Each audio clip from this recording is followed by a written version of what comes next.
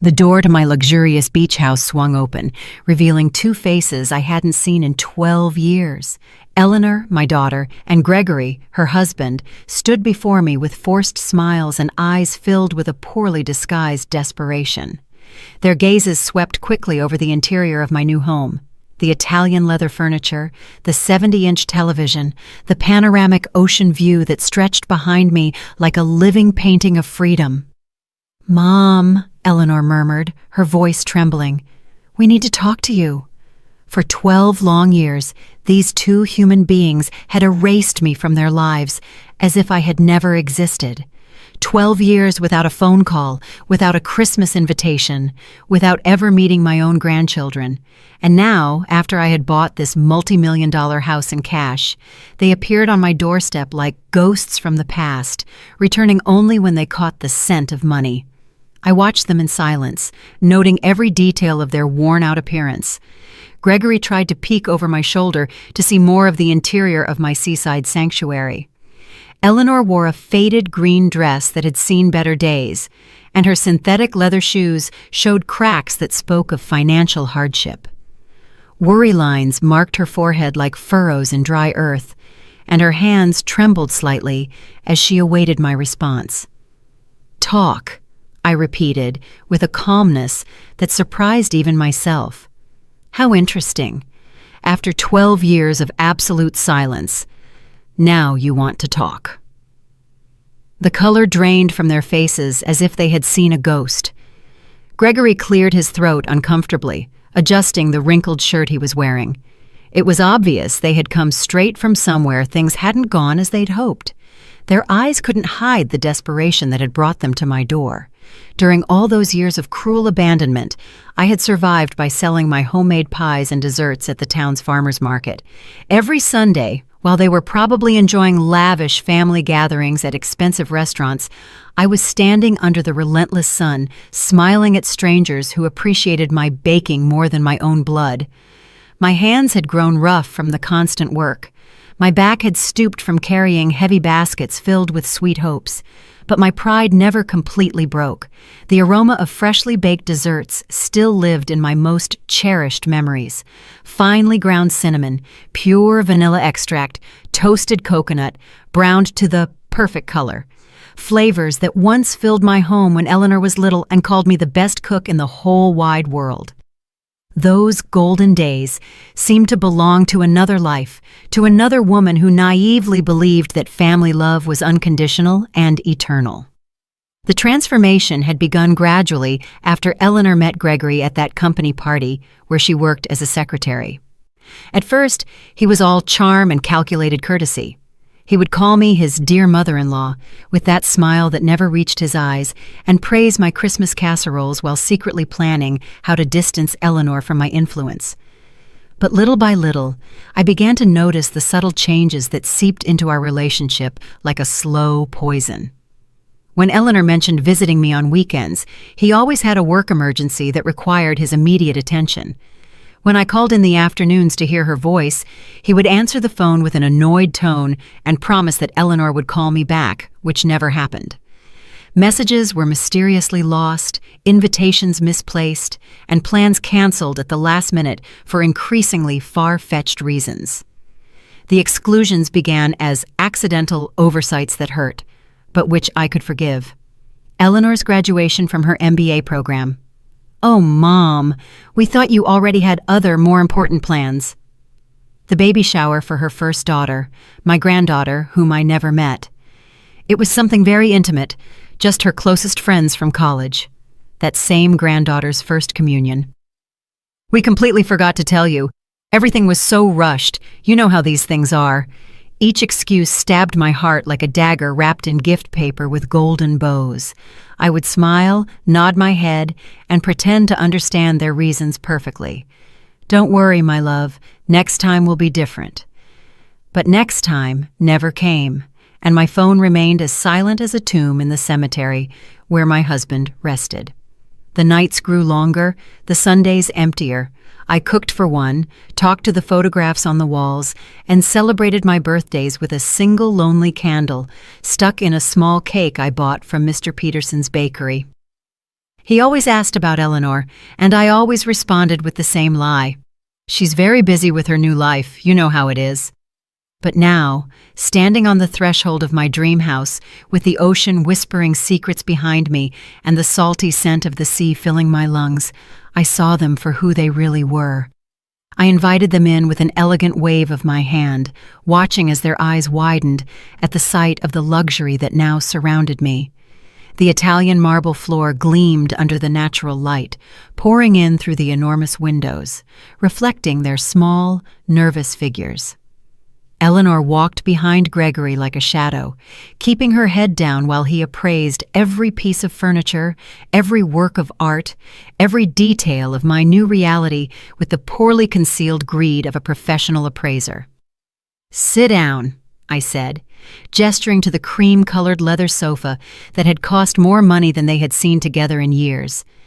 "I suppose after so much time, you have a lot to tell me."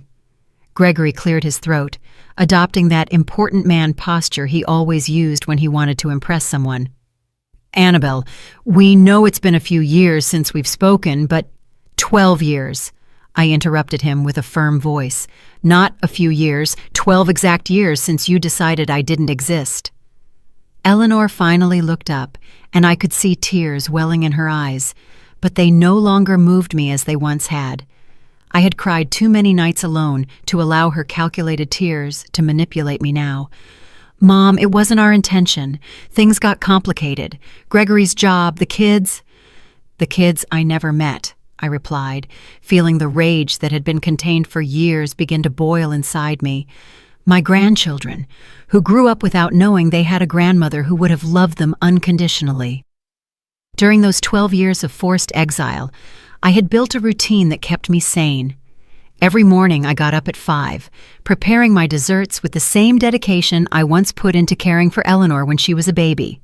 The pie crust required patience.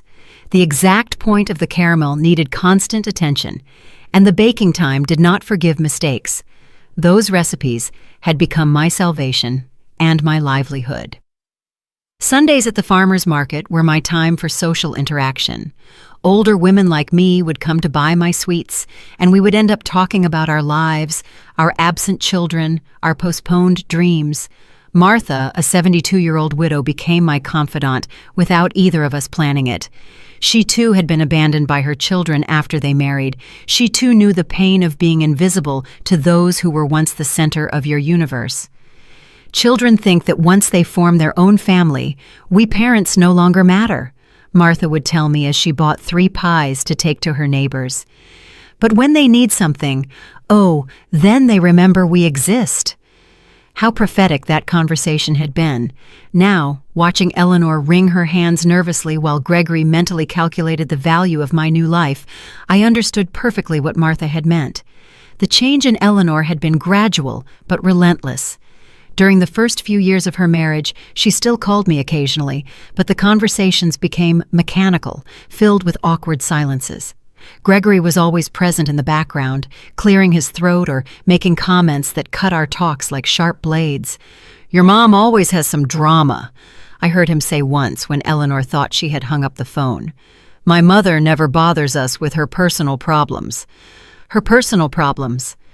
That's how Gregory had classified my loneliness, my natural desire to maintain contact with my only daughter, my need to be part of her new family. Everything I felt and needed had been reduced to personal problems that disturbed their perfect married life. The family invitations began to arrive less frequently until they disappeared completely. First, it was Thanksgiving dinner. "This year will be something small, Mom. Just the 4 of us." Then Christmas. "The kids are sick. We'd better postpone it." Then the birthdays. Everything got complicated with Gregory's work. Each excuse was accompanied by empty promises about a next time that never came. Eleanor developed a special talent for making every rejection sound reasonable, every exclusion seem temporary, every abandonment feel as if it were for my own good. "We don't want you to feel obligated to come, Mom. You're old enough to rest and enjoy your peace and quiet." My peace and quiet, as if loneliness were a gift I had asked for.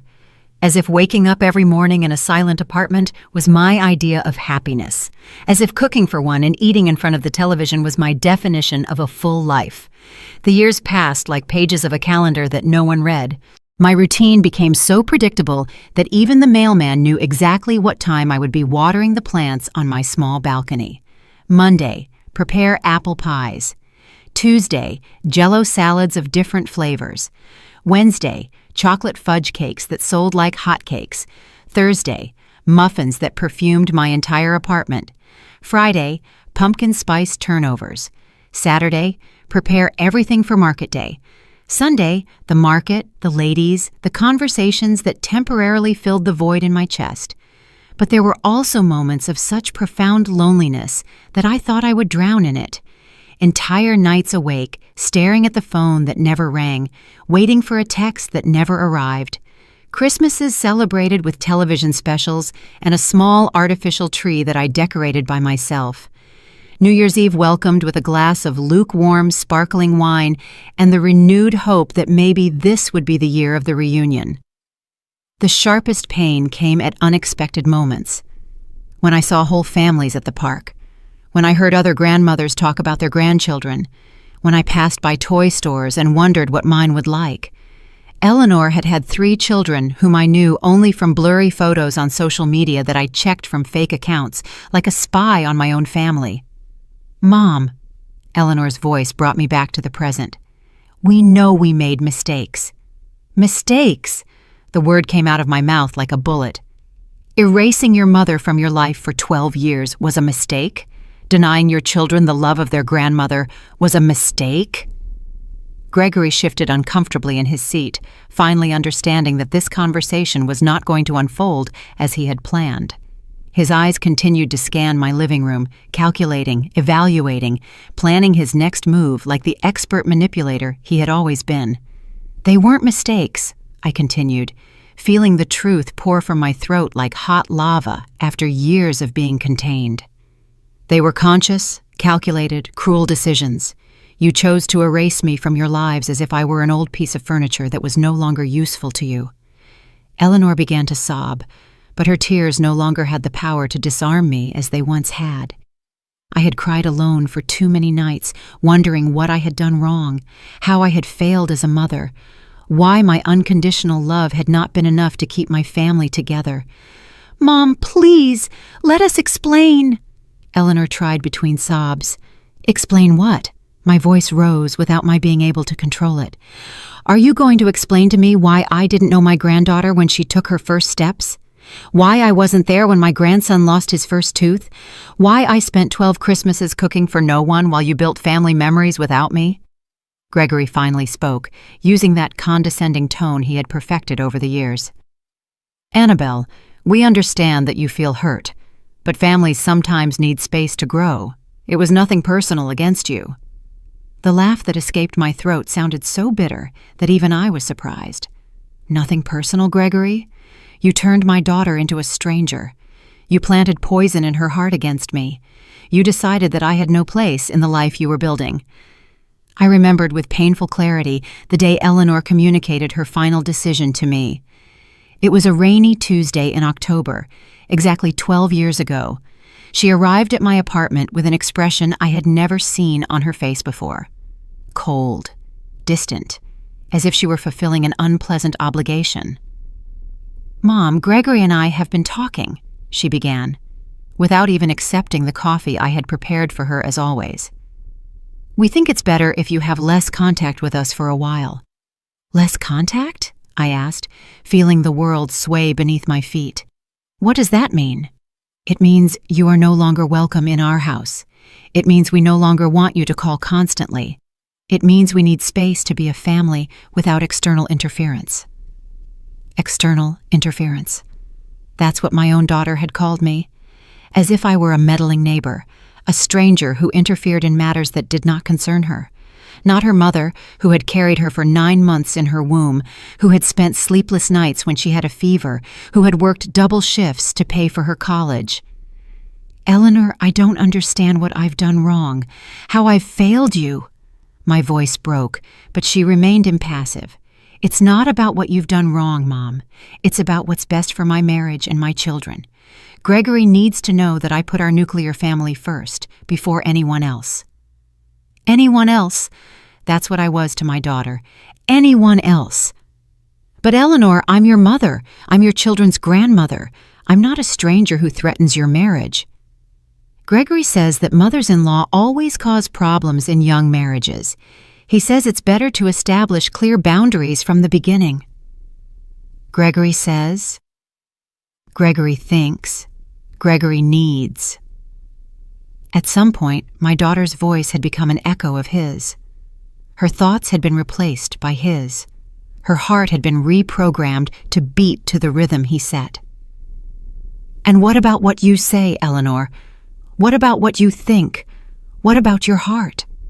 She remained silent for long minutes, and for a moment I thought the daughter I had raised with so much love would return to me. But when she spoke, her voice sounded hollow, rehearsed, as if she were reciting lines from a play. I think Gregory is right. I think it's for the best, for everyone, including you, Mom. You can have your own life without worrying about us. That was the last real conversation we had. After that day, Eleanor became a ghost who occasionally sent me cold, superficial text messages. Hope you're well, Mom. Happy birthday. Happy New Year. Automatic messages, without soul, without love, like the ones a company sends to its customers. The first few months after that breakup were the darkest of my life. I lost weight. I lost sleep. I lost hope. Every morning I woke up hoping it was a nightmare, that Eleanor would call to apologize, that everything would go back to the way it was. But the phone remained silent, and reality grew heavier each day. It was Martha who saved me from sinking completely into depression. She appeared at my door one Sunday morning when I had been in bed for 3 days, without showering, without eating more than saltine crackers and iced tea. Annabelle, get up. You have 2 choices. You can stay here dying in life for a daughter who doesn't deserve you, or you can build a new life that is worthy of you. Her words sounded harsh, but they had the force of truth. That afternoon, she helped me clean my apartment, organize my recipes, and plan my new dessert business. If you're going to suffer, she told me as we beat the first batch of pie filling in months, do it while you're doing something productive. And so my new life began.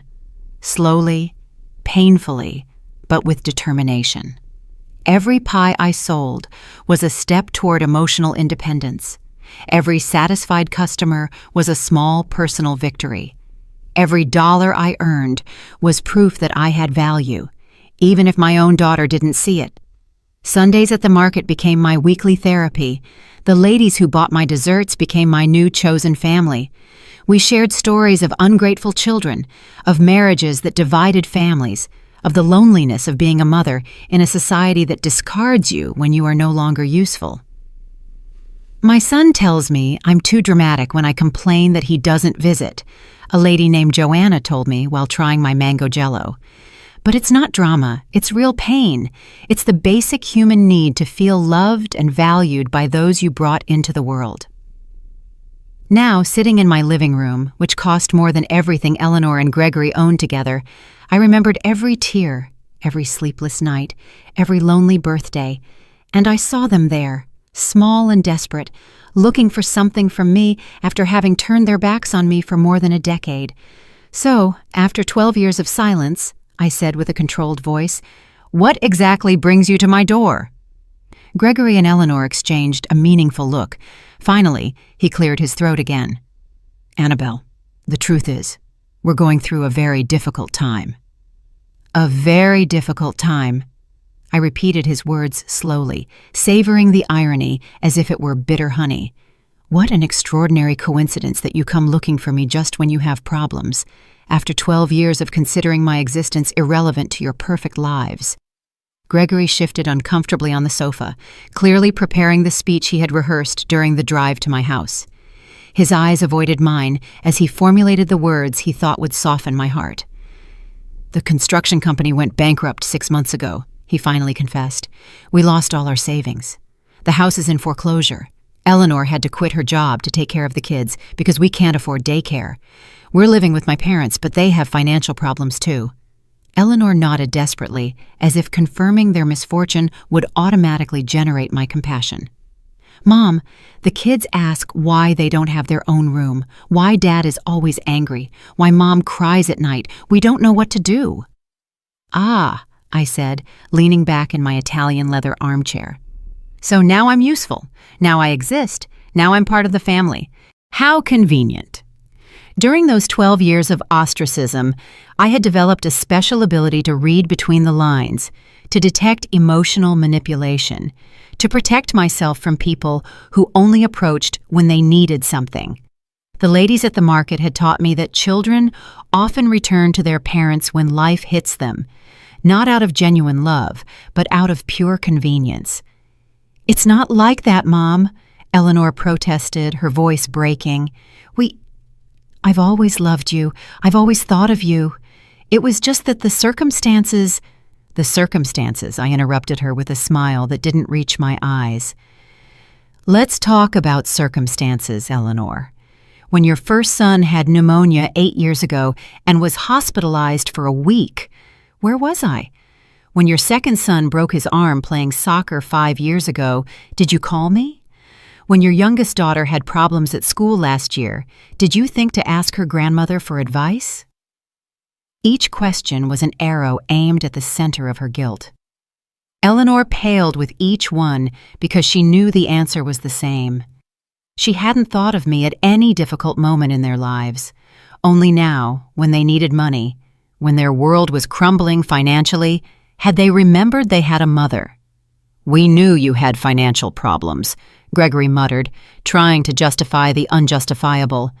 "We didn't want to be a burden to you when you could barely support yourself selling desserts."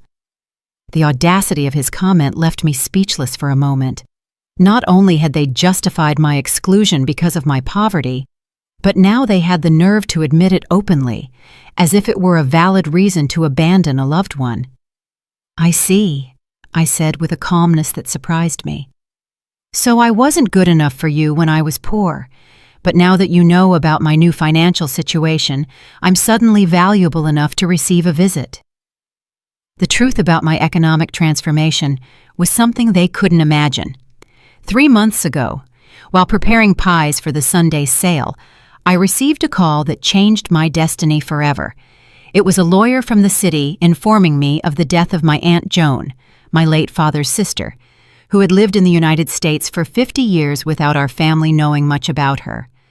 Aunt Joan had been the black sheep of the family, the one who left young in search of the American dream and never returned. For decades, we only received occasional Christmas postcards, but we never really knew how she had fared in life. It turned out she had done extraordinarily well. The inheritance included a house in Los Angeles that sold for $1.5 million, bank accounts with another $500,000, and several investments totaling another $2 million. Overnight, I went from counting pennies to buy ingredients for my desserts to having more money than I had ever dreamed of possessing. But the most important thing about that inheritance wasn't the money. It was the letter Aunt Joan had left specifically for me. In that letter, she told me how she had followed my life through social media, how she had seen my loneliness, my family's abandonment, my daily struggle to survive. She explained that she had decided to leave me everything because she recognized in me the same strong woman she had been, someone who had been underestimated and abandoned by her family, but who had never given up. "Annabelle," the letter said in the shaky handwriting of a 92-year-old woman, "I have seen how your daughter has treated you. I have seen your dignity in loneliness. This money is for you to live your final years as the queen you always were, not as the beggar they wanted you to be." With that inheritance, I bought this house by the sea, a place where I could wake up every morning listening to the waves and breathing fresh air, free from painful memories and toxic people. For the first time in 12 years, I slept in complete peace. "Mom," Eleanor tried to approach me, but I raised my hand to stop her. "I know we made terrible mistakes. I know we hurt you in unforgivable ways, but we're family. Blood." "Blood," I interrupted with a bitter laugh. Eleanor, blood means nothing without respect, without love, without consideration. You turned our family connection into a wet piece of paper that you threw in the trash when it no longer suited you. Gregory leaned forward, adopting a posture of calculated vulnerability that he had probably practiced in front of the mirror. Annabelle, we understand your pain, we understand your anger, but the children are innocent in all of this. They don't deserve to suffer for our mistakes. There it was, the card he had saved for last. The children, my unknown grandchildren, the most powerful emotional manipulation they had in their arsenal. They knew that mentioning the little ones could soften my heart, hardened by years of neglect. The children? I asked, feeling a mixture of pain and rage stir in my chest. The same children who grew up without knowing they had a grandmother who would have loved them unconditionally? The same children who were denied the love, wisdom, and care of their grandmother for all these years? Eleanor began to sob again, but this time her tears seemed genuine, heavy with the weight of real guilt. Mom, we didn't think about the long-term consequences. Gregory said it was better for the marriage, that mothers-in-law always caused problems. Gregory said, I repeated, looking directly at the man who had orchestrated the destruction of my relationship with my daughter. Gregory thought, Gregory decided. And where was your own voice, Eleanor? Where was your own heart?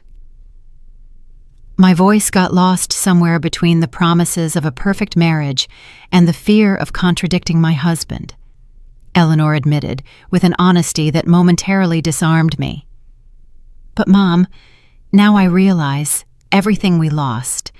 The kids ask why they don't have a grandmother because their friends talk about their grandmothers, and they don't know any. Her words were daggers straight to the heart, but I had learned not to let pain cloud my judgment. For 12 years I had fantasized about this moment, Eleanor's return, the acknowledgement of her mistake, the chance to meet my grandchildren. But now that it was happening, I realized it was coming too late, and for the wrong reasons. Do you know how many of my grandchildren's birthdays I missed while you were building your perfect family without external interference? I asked, my voice hardening with each word. Do you know how many nights I stayed awake imagining what their voices, their laughs, their personalities would be like? Do you know how many toys I bought and stored in a box, waiting for a day that never came? Gregory shifted nervously, clearly uncomfortable with the direction the conversation was taking. His plan of emotional softening wasn't working as he had hoped, and I could see him mentally calculating his next manipulative move. Annabelle, we understand you're hurt, he intervened with that condescending voice he had perfected over the years. But now we can change all that. The children can meet you, they can spend time with you. We can be a family again. A family, I repeated, savoring the irony of his words. You mean the kind of family where the grandmother is welcome only when she has money to solve the problems of irresponsible adults? The house filled with a tense silence. Through the large windows, I could see the ocean waves breaking against the rocks, a constant reminder of my new freedom and my hard-won independence. This place represented everything I had achieved without them, everything I had built from the ashes of my abandonment. During these 3 months living by the sea, I had developed a completely new routine. I woke up each morning to the sound of seagulls, not to the silent cry of loneliness. I prepared my coffee in a kitchen equipped with the best appliances, not in the small space where I used to count every penny for basic ingredients. I walked along the beach at sunset, feeling the sand between my toes and the salty wind in my hair, free from the emotional heaviness I had carried for years. I had also started helping other older women who, like me, had been abandoned by their families. Martha had moved into an apartment near my house, and together we had created a small support group for ladies in similar situations. On Wednesday afternoons, we would gather in my living room to share stories, emotional survival strategies, and of course, my homemade desserts. Freedom, Martha had told me during one of those meetings, is realizing that you don't need the approval of those who hurt you to be happy. Her words had resonated in my heart like a bell of truth. For the first time in decades, I was living for myself, not Not waiting for calls that never came, not cooking for children who didn't visit, not dreaming of family reunions that existed only in my imagination.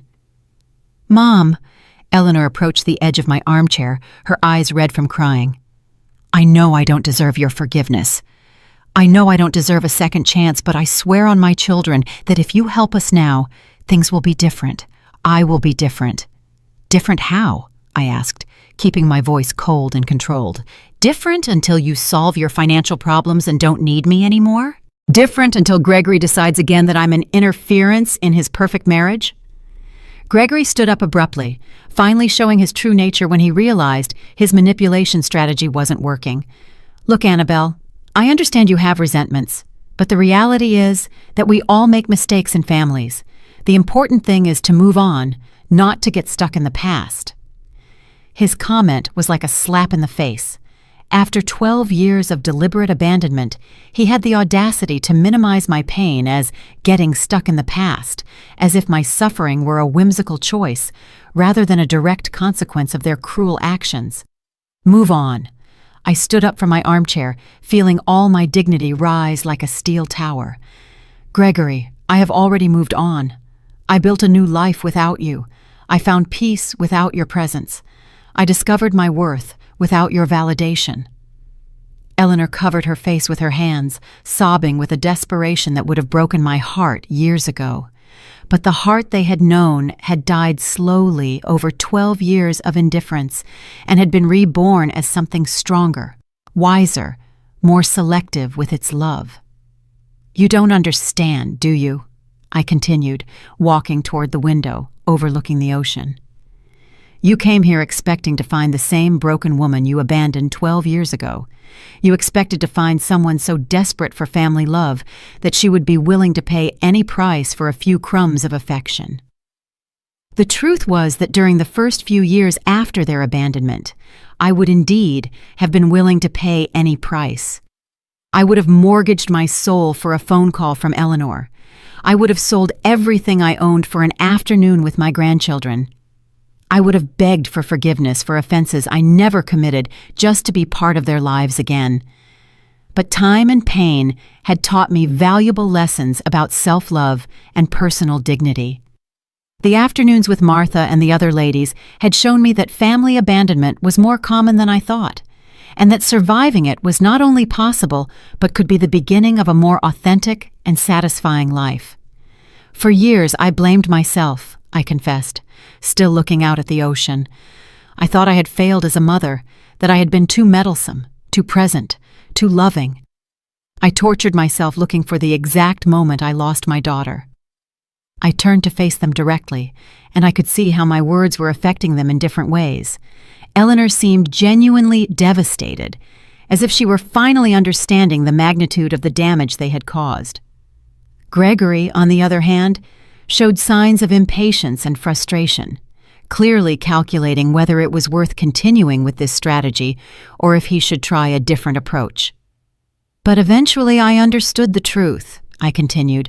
"I didn't lose my daughter because of something I did wrong. I lost her because she chose a man who considered having a present mother-in-law a threat to his fragile masculinity. I lost her because she valued her husband's approval more than her mother's love." Eleanor stood up, swaying as if my words were physical blows. "Mom, it's not like that. I never stopped loving you. I just got confused. Gregory made me believe it was for the best for everyone." "Gregory manipulated you," I corrected her, "but you allowed him to do it. You chose to believe his lies because they were more comfortable than defending your mother.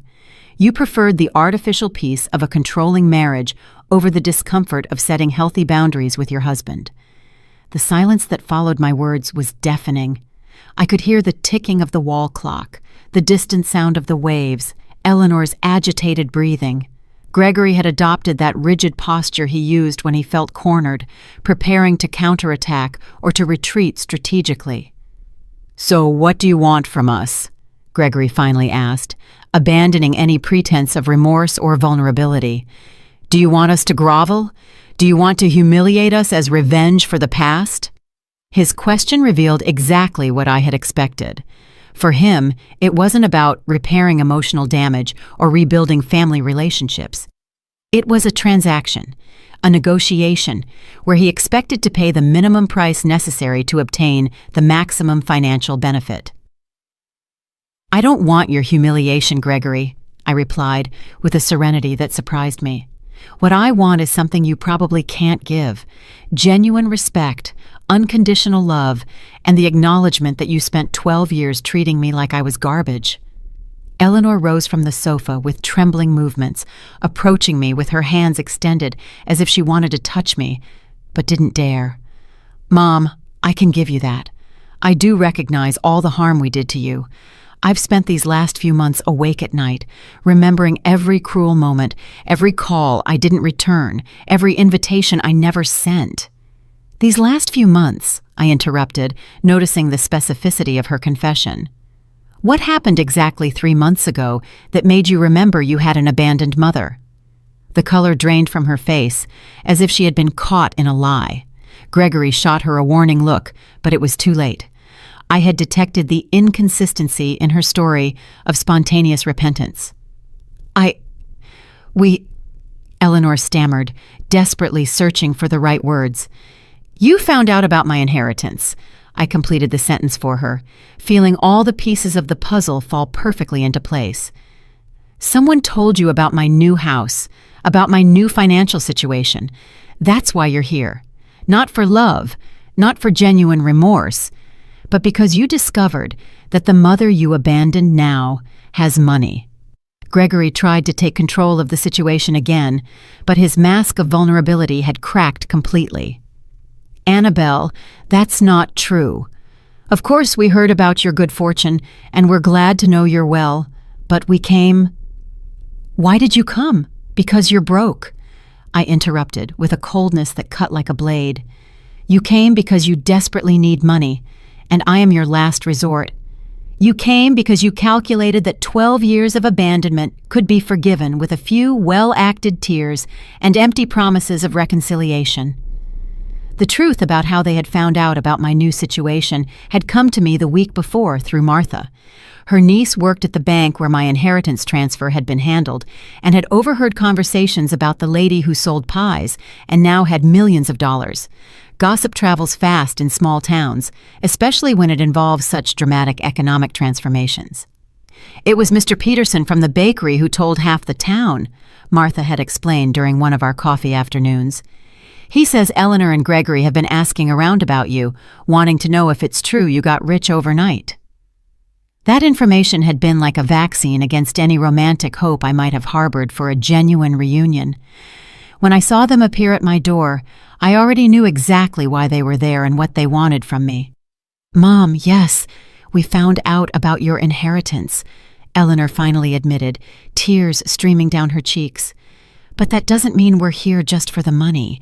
We're here because we realized we made the biggest mistake of our lives." "You realize now?"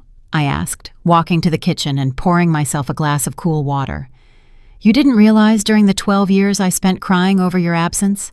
You didn't realize when I spent 3 consecutive Christmases in the hospital with pneumonia because loneliness had weakened my immune system?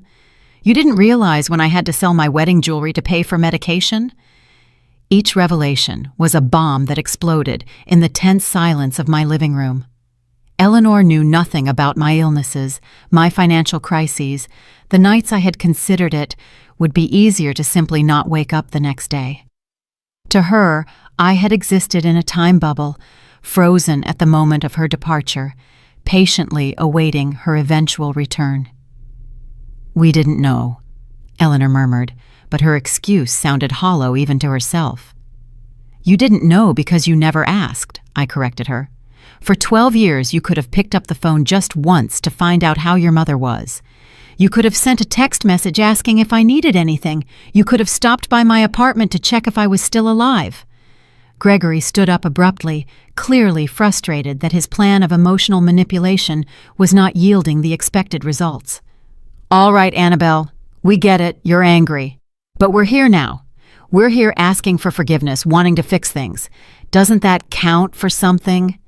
His question revealed the depth of his misunderstanding of the damage they had caused. For him, forgiveness was something that could be obtained by simply showing up and apologizing, as if 12 years of emotional abandonment could be erased with one uncomfortable conversation. What counts, Gregory, is the moment you decided to come. You didn't come when I needed you. You came when you need me. I walked over to the window overlooking the backyard, where I had planted red roses that were blooming beautifully under the coastal sun. Those roses represented my rebirth, my ability to create beauty even after being cruelly pruned by those who were supposed to care for me. For all these years, I continued without turning to look at them, I developed a very simple philosophy about human relationships. People show you who they really are through their actions, not their words. You showed me that I had no value in your lives when things were going well. Eleanor came up behind me, and I could feel her trembling presence near my shoulder. Mom, we were young, stupid, influenced by wrong ideas about marriage and family, but we've grown up, we've matured. You've gone broke, I corrected her without turning around. You haven't matured, you've gone broke, and now that you need financial help, you suddenly remember you have a mother. The silence that followed was broken by the sound of my phone. It was Martha, probably calling for our weekly gardening session. I let it go to voicemail, but her call reminded me of something important. I had a full and satisfying life without them. I had genuine friendships, purpose, peace of mind. I didn't need validation from people who had treated me like a disposable object. Do you know what the most painful moment of all these years was? I asked, finally turning to face them. It wasn't when you stopped inviting me to celebrations. It wasn't when you stopped calling. It was when I realized that I loved you unconditionally, but your love for me had conditions that you never clearly explained. Eleanor began to sob again, but this time her tears seemed to come from a deeper, more genuine place. Mom, I love you. I've always loved you. It's just that I let others convince me that that love was problematic for my marriage.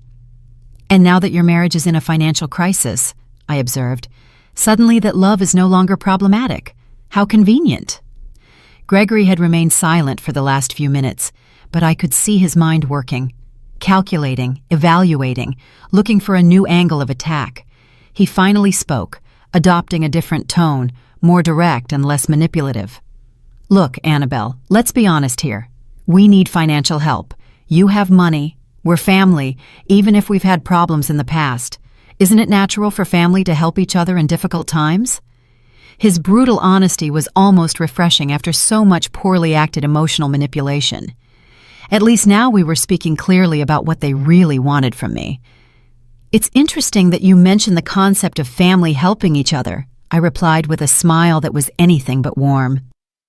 Where was that family philosophy when I was working 14-hour days selling desserts to survive? Where was that family solidarity when I had to choose between buying medicine or food? Do you know what's the most pathetic thing about all this? I continued, feeling years of contained pain transform into a crystalline clarity that cut like a scalpel. That if you had come a year ago, when I was still living in that tiny apartment, when I was still counting coins to buy ingredients, I probably would have welcomed you with open arms. I would have cried with joy. I would have forgiven everything without conditions. I would have cooked for you until I dropped from exhaustion.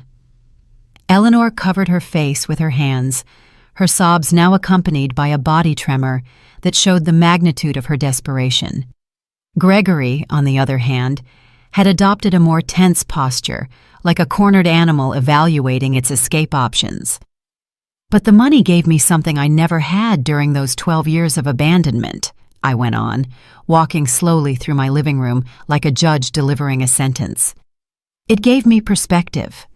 It gave me the freedom to choose who deserves to be in my life and who doesn't. It gave me the power to say no without fear of the consequences.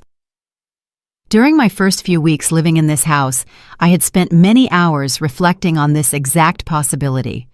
What would I do if Eleanor and Gregory appeared at my door? How would I react? Would I be able to maintain my dignity, or would I crumble at the first opportunity to get my daughter back? Martha had been my counselor during those deep reflections. "Money doesn't change who you are on the inside," she had told me as we drank tea on my new terrace. "But it does change how others see you and how you see yourself. The question is, are you going to use that new perspective to be wiser or to make the same emotional mistakes of the past?" Her words had been prophetic. Now, facing the exact scenario we had discussed, I realized that the money had indeed changed me, but not in the way Eleanor and Gregory expected.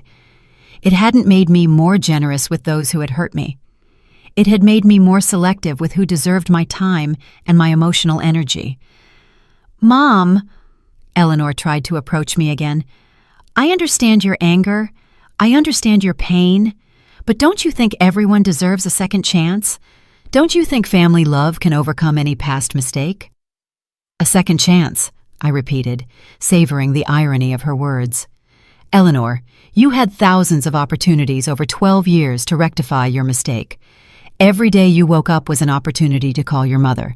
Every birthday, every Christmas, every Mother's Day was an opportunity to remember that you had a family that loved you unconditionally." Gregory shifted restlessly, clearly calculating whether he should intervene or let Eleanor continue with her strategy of emotional appeal. His eyes continued to scan my house, evaluating, calculating, probably estimating how much money he might need to solve his problems, and how much they could ask me for without seeming too greedy.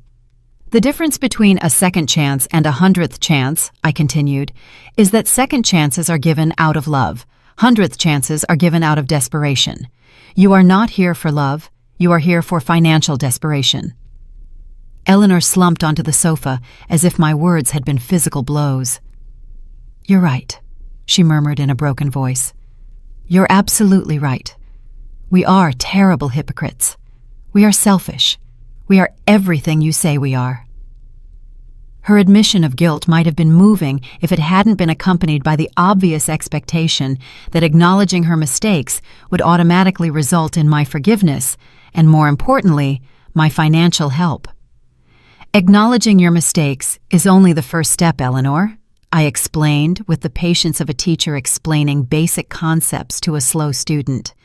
"The second step is accepting the consequences of those mistakes. And the consequences of abandoning your mother for 12 years don't disappear just because you need money now."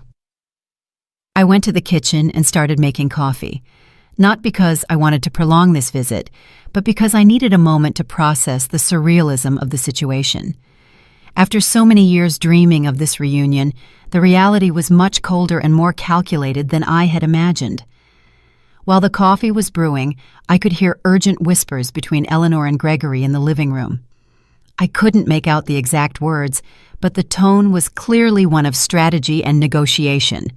They were recalibrating their approach, looking for new angles of manipulation. I returned with a tray containing a single cup of coffee. I sat in my favorite armchair and drank slowly, observing them like a scientist studying specimens in a laboratory. "Aren't you going to offer us coffee?" Gregory asked, clearly irritated by my lack of traditional hospitality. "No," I replied simply. "This is not a social visit. This is a negotiation. And in negotiations, hospitality implies equal positions. We are not in equal positions." Eleanor seemed genuinely hurt by my coldness, but Gregory showed an expression of reluctant respect, as if he were finally understanding that the woman in front of him was not the same one they had abandoned 12 years ago. "All right," Gregory said, adopting a more direct tone. "Let's talk clearly. We need $100,000 to save the house and start over. We know you have money. We know we're family. What do you need to hear to help us?" His question was so transactional, so devoid of genuine emotion, that it almost made me laugh. He had reduced 12 years of family abandonment to a simple business negotiation. What magic words did he need to say to access my money? "What I need to hear," I replied after a long sip of coffee, "is the truth about why you really excluded me from your lives. Not sugar-coated versions about youthful mistakes or external influences. The real truth." Eleanor and Gregory exchanged significant glances. It was clear they had prepared several versions of their story, but none had included the brutal honesty I was demanding. "The truth," Eleanor murmured, "is that Gregory convinced me that you were problematic for our marriage." "Problematic how?" I pressed, not allowing her to hide behind euphemisms. Gregory took the floor, probably realizing that Eleanor's victim strategy wasn't working. "I thought you were too present, too opinionated. I thought you interfered in our decisions as a couple." "Interfered how?" I continued to press, determined to extract the whole truth. "You always had suggestions on how to raise the kids, on how to handle money, on where to live." Gregory admitted with an honesty that probably cost him physically. "And Eleanor always listened to you. She always considered your opinion before mine." There it was, the naked truth. Gregory had seen my maternal influence as a threat to his total control over Eleanor. He couldn't tolerate the idea of his wife having a source of wisdom and support independent of him. "So you eliminated me because I represented an alternative voice in Eleanor's life," I summarized. "You eliminated me because my unconditional love for my daughter threatened your need to be her sole source of validation and direction." The silence confirmed my analysis. Eleanor finally lifted her head. Her eyes reddened, but with an expression of belated understanding. "Mom, now I understand that Gregory is wrong. I understand that I need your voice in my life. I understand that I made the biggest mistake of my existence by choosing to please him over honoring our relationship." Her words sounded genuine, but they came 12 years too late and in the wrong context. It was easy to recognize mistakes when the consequences of those mistakes were destroying you financially. "You understand now that you need my voice in your life." I repeated her words slowly. "But you specifically need my voice to say yes to a loan of $100,000. Eleanor flinched at the surgical precision of my observation. Gregory, on the contrary, seemed irritated by my refusal to accept the narrative of repentance they had so carefully constructed. "Annabelle, enough with the psychological games," he finally exploded, showing his true personality for the first time that afternoon. "We get it, you're angry. We get it, we made mistakes. But we're here now, asking for help, willing to make amends. What more do you want?" His outburst was exactly what I had been waiting for. The moment the mask of vulnerability would fall completely and reveal the controlling, manipulative man he had always been. The same man who had convinced Eleanor that a mother's love was a threat to her marriage. "What I want, Gregory, is something you will never be able to give me," I replied with a calm that contrasted dramatically with his agitation. "I want 12 years of my life back. I want to have known my grandchildren since they were babies.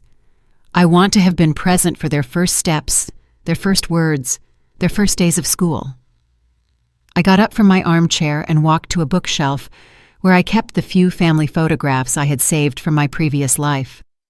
I took one in particular, Eleanor, at 5 years old, smiling with no front teeth, hugging my leg with pure adoration in her eyes. "This little girl loved me unconditionally," I said, showing them the photograph. "This little girl called me her best friend, her hero, her favorite person in the whole world. What happened to this little girl, Eleanor?" Eleanor looked at the photograph with an expression of such intense pain that for a moment I thought she would faint. That little girl grew up and became a weak woman who allowed an insecure man to destroy the most valuable thing she had in her life. Her answer surprised me with its brutal honesty. It was the first time all afternoon that she had shown a real understanding of the magnitude of what she had lost, not just what she needed to recover to solve her current problems. "Exactly," I confirmed, returning the photograph to its place. "And now that weak woman comes looking for the mother she abandoned, not because she has found her strength and her independent voice, but because she needs money." Gregory stood up abruptly, clearly frustrated with the direction of the conversation. "You know what, Annabelle? Maybe you were right from the beginning. Maybe you are too dramatic, too complicated. Maybe it was for the best that we got away from all this emotional drama." His words were like an unexpected gift. After hours of careful manipulation, he had finally shown his true nature, confirming everything I had suspected about him for years. "There he is," I said, smiling genuinely for the first time all afternoon. There is the real man, the man who convinced Eleanor that maternal love was emotional drama, the man who couldn't tolerate his wife having an independent source of support. Eleanor looked at Gregory with a growing expression of horror, as if she were finally seeing something that had been in front of her for years, but that she had refused to acknowledge. "Gregory," she murmured in a trembling voice, "do you really think my mom is being dramatic for being hurt after we abandoned her for 12 years? "Eleanor, don't let her manipulate you again," Gregory replied, adopting that paternalistic tone he had probably used to control her throughout their relationship. "She's playing with your emotions to make you feel guilty." "No," Eleanor said, with a firmness she hadn't shown all afternoon. "She's not playing with my emotions. She's expressing the legitimate pain that we caused her. She's being honest about the consequences of our terrible actions." I watched this exchange with the interest of a spectator watching a play I knew by heart. It was fascinating to see how financial desperation had begun to crack the power dynamic that Gregory had so carefully built over the years. "Eleanor," I said softly, "do you realize that even now, in this moment of crisis, your husband is more concerned with controlling your reaction than with repairing the damage they did to me?" Eleanor turned to look at Gregory with new eyes, as if she were seeing a stranger. "You're right," she murmured. "Even now he's more concerned with being right than with doing the right thing." "Eleanor, don't get confused," Gregory insisted, but his voice had lost the confident authority it had maintained for years. "We need to focus on solving our problems, not on relitigating the past." "Our problems," I repeated, noting the specific choice of words. "Gregory, your financial problems are not my problems. Your bankruptcy is not my responsibility. Your inability to maintain a successful business is not something I should solve." The room filled with a tense silence as my words settled into the reality of the situation. Eleanor seemed to be experiencing a sort of belated awakening, while Gregory clearly struggled between different manipulation strategies. "Besides," I continued, "even if I decided to help you financially, what guarantee would I have that you wouldn't disappear from my life again once your problems are solved?" Eleanor opened her mouth to protest, but closed it when she realized she had no convincing answer. The truth was, there was no guarantee, and everyone in that room knew it. "During these 3 months living here," I continued, "I have developed a beautiful and peaceful routine. I wake up when I want. I eat what I please. I watch the sunsets from my terrace. I read books I always wanted to read. I help other women who have gone through experiences similar to mine." I approached the window again, watching the waves that broke rhythmically against the rocks. I have discovered that peace of mind is priceless. I have learned that chosen solitude is infinitely superior to toxic company. "Mom," Eleanor came up from behind, her voice barely a whisper. "What do I have to do to earn your forgiveness? What do I have to do to win back your love?" I turned to face her, seeing in her eyes a desperation that went beyond the financial crisis. For the first time, she seemed to be understanding that she had lost something much more valuable than money or property. "Eleanor," I said with a deep sadness I hadn't expected to feel, "my forgiveness is not for sale, and my love was never lost.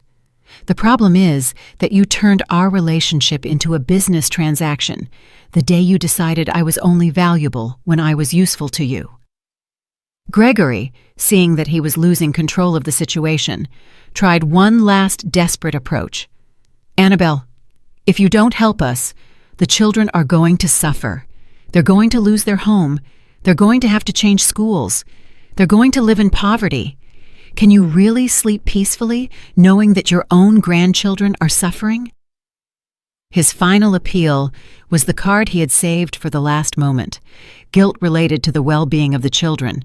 It was a calculated strategy to touch the most sensitive nerve of any grandmother. Gregory, I replied with a serenity that surprised me. The children are going to suffer because of the irresponsible decisions of their parents, not because of my refusal to rescue them from the consequences of those decisions. You created this crisis, didn't you? Not me. Eleanor began to cry again, but this time her tears seemed to come from a deeper understanding of what she had truly lost over all these years. The children are going to suffer, I continued, feeling each word hang in the air like a final sentence. But they are going to suffer the consequences of having parents who prioritized pride over family love, who chose control over connection, who considered money more important than relationships. Eleanor completely collapsed onto the sofa, sobbing with an intensity that would have broken my heart years ago. But the heart that beat in my chest now had been forged in the fire of 12 years of abandonment and had emerged stronger, wiser, more selective. "Mom," she whispered through her tears, "what can I do? Tell me, what can I do to fix this?" "Eleanor," I replied with a deep but serene sadness, "some things in life can't be fixed. Some decisions have permanent consequences. You decided that I wasn't valuable enough to keep in your lives when everything was going well. You can't expect me to now consider you valuable enough to rescue you when everything is going wrong." Gregory stood up with brusque movements, his frustration finally overflowing into pure anger. "You know what, Annabelle? You're right. You were a mistake from the beginning. You were a constant interference in our marriage. Eleanor is better off without your drama, without your constant need for attention, without your emotional manipulation." His words were like a final gift of clarity. After hours of masks and manipulation, he had finally shown his true essence. A man so insecure that he needed to isolate his wife from all sources of love and support to feel powerful. "Thank you, Gregory," I said with a genuine smile. "Thank you for confirming exactly who you are and why I made the right decision by not helping you." Eleanor looked at her husband with an expression of horror and belated understanding. "Gregory, did you really just call my mother's legitimate pain drama? Did you really just confirm that you manipulated me to push her away?" "Eleanor, don't let her confuse you with her mind games," Gregory insisted, but his voice had lost all authority. "We need that money. We need to save our family." "Our family," I repeated, walking toward the front door, "was destroyed 12 years ago when you decided that a loving mother-in-law was more dangerous than emotional bankruptcy. Now you are reaping what you sowed." Eleanor stood up, staggering, following me to the door with uncertain steps. "Mom, please, I swear if you help us now, everything will be different. I will be different. I will set boundaries with Gregory. I will defend our relationship."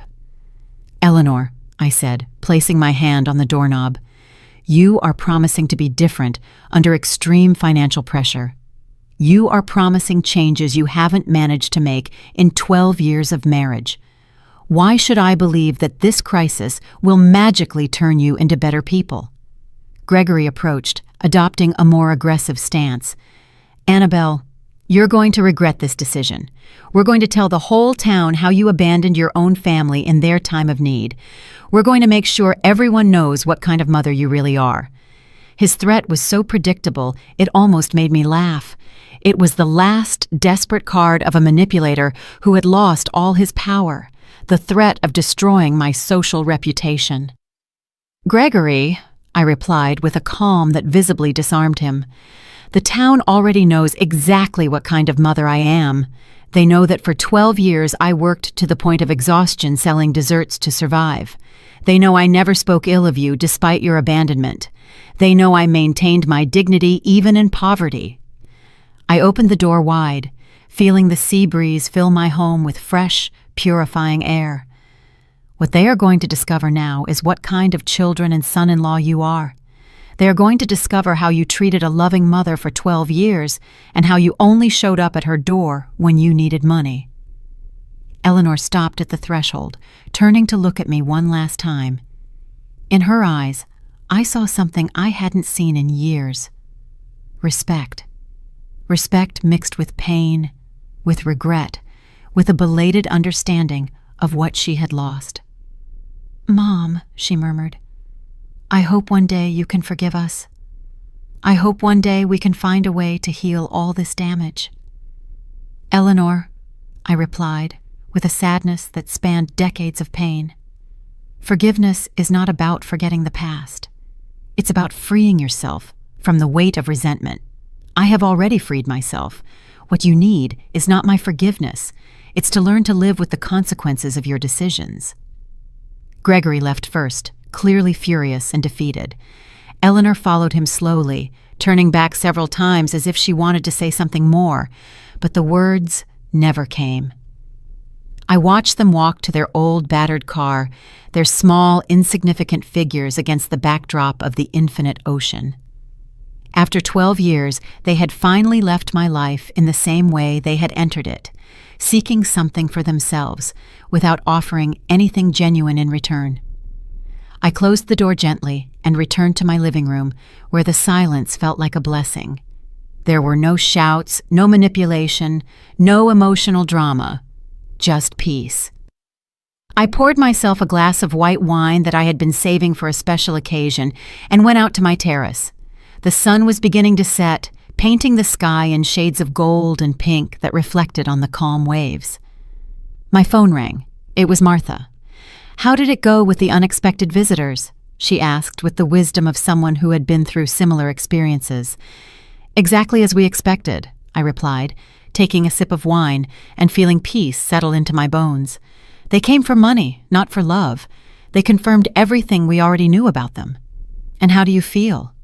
I reflected on her question as I watched a seagull glide gracefully over the waves. "I feel free, Martha. I feel completely, absolutely free." That night, after the call with Martha, I walked along the beach under the stars, the cool sand between my toes, the rhythmic sound of the waves, the vastness of the ocean stretching to the horizon. Everything reminded me that I had chosen a life of peace over a life of toxic family complications.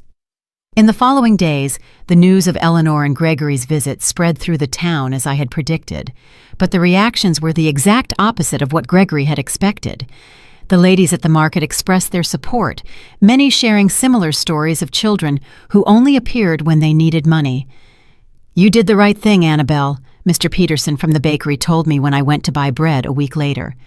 "A mother who respects herself teaches her children to respect her, too."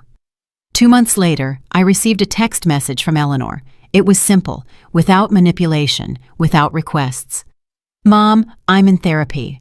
I'm learning about toxic relationships and healthy boundaries.